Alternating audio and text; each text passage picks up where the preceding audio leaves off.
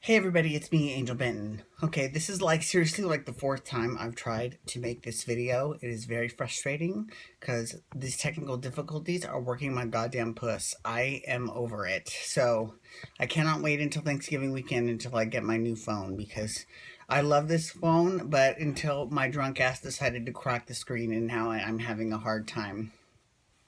And I know I could just get the screen repaired lickety split, but I'm I'm due for an upgrade anyways, and so I want, the latest and greatest.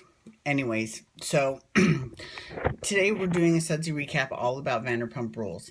Now, Vanderpump Rules is one of my favorite shows, but it's so weird because I always, in my head, I picture Vanderpump Rules being a lot like a land-based version of Below Deck, except I probably would hang out a lot more with the people from Below Deck than I would with Vanderpump Rules. But, well, I want to say this. Let me say this about Lisa Vanderpump. I love me some Lisa Vanderpump. I know there's lots of people in the gay community. She's a very polarizing figure, but I love her. I think she's great. I've met her. She's very nice. We've taken pictures together. Her sangria is delicious. She's very sweet. To me, she hasn't done anything mean to me, so I think she's great. But when she says, what makes Sir such a unique restaurant is that everybody that works there, from the servers to the hosts to the bartenders, they're all working as actors or models or DJs. And I'm thinking, how does that make your restaurant unique? There's nothing unique about that. That is every single restaurant in Los Angeles. You know what I'm saying?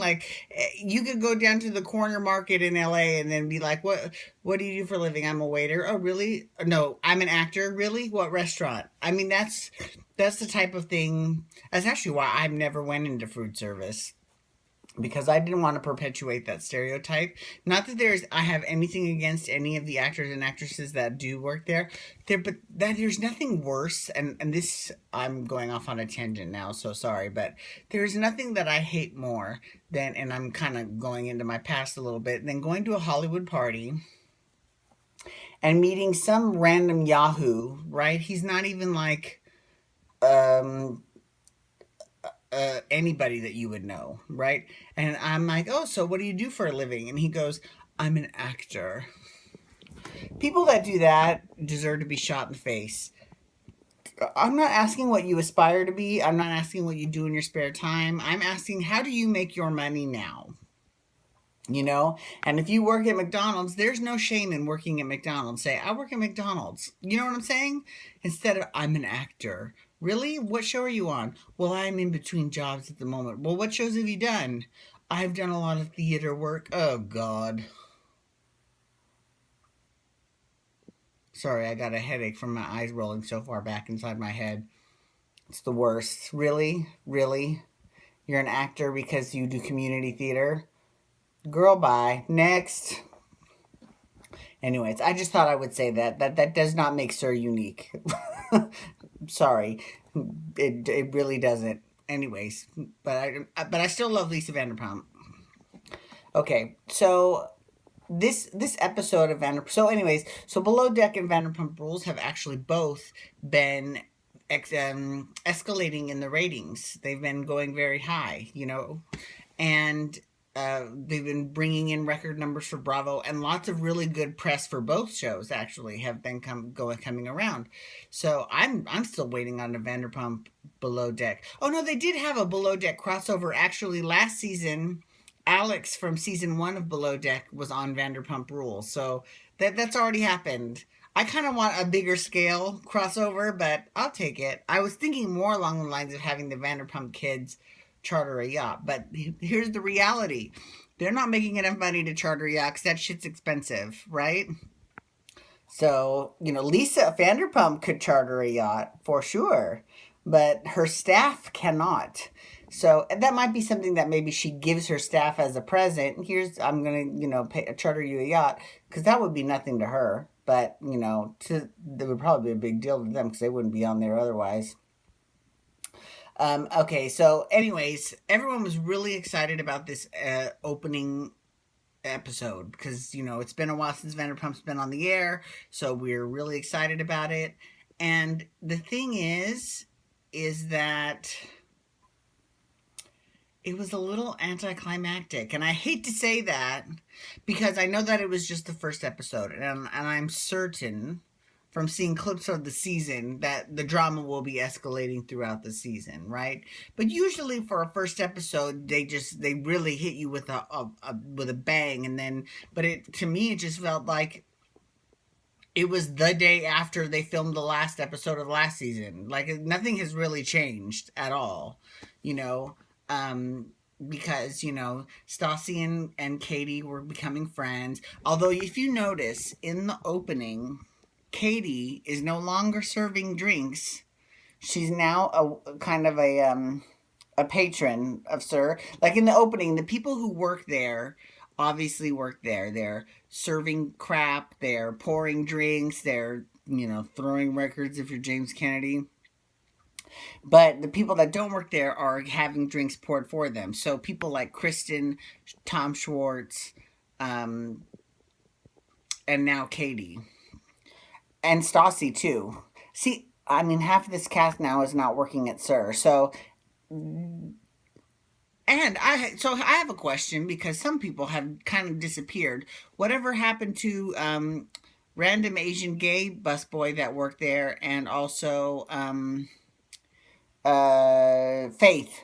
What happened to her? What happened to both of them? I haven't seen them, and I'm wondering if they're like Vale. I love me some Vale. I loved her. I loved her on Young and the Restless.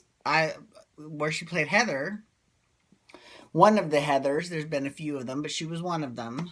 And I love that she started talking about how she had developed a cocaine problem, and that happened on soaps, and she got hooked on it. And I was like, wow, that's pretty ballsy. But then that was it. She was just in the one season, and they were like, yeah, she just stopped coming to work. I was like, it makes me wonder if she really did the show, if she really took that job to be on the show, or if she took that job because she needed a job. And if she did take the job just to be on the show, how much did Lisa and the other producers know about it? Like, did they know that they were just, she's going to be our girl we bring in for the show? I don't know. Whatever. But I miss her. I love me some Vale. And apparently it seems like Faith has gone that way too.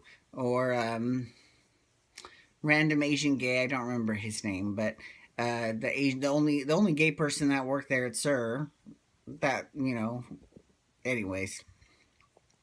So really, the only difference is that Jax's girlfriend Brittany is working there now, and I have to say, you can tell that her boobs are huge. Like they're very large, very large. So Jax, I hope you enjoy what you paid for because you certainly got a lot for your money. They are ridiculous. So good for you. Kudos to you, Jax Taylor. Well spent, money well spent. Although there have been a little bit of cracks showing in their relationship.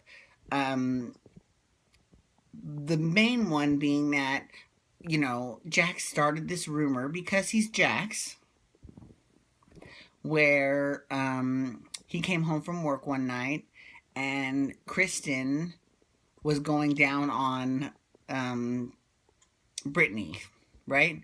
Now, honestly, I would be like, who cares? You know what I'm saying? Like, if I was in a straight relationship and my female needed to, get her pussy licked by someone else every now and then, I wouldn't, by a chick, I kind of wouldn't care. I'd be like, I'm not a chick, so, you, despite popular belief, that's fine. You can, I wouldn't have a problem with that, But she is from a very rural county in Kentucky, and she is saying it didn't happen. That did not happen. We made out because we were drunk, but that was it. Blah blah blah.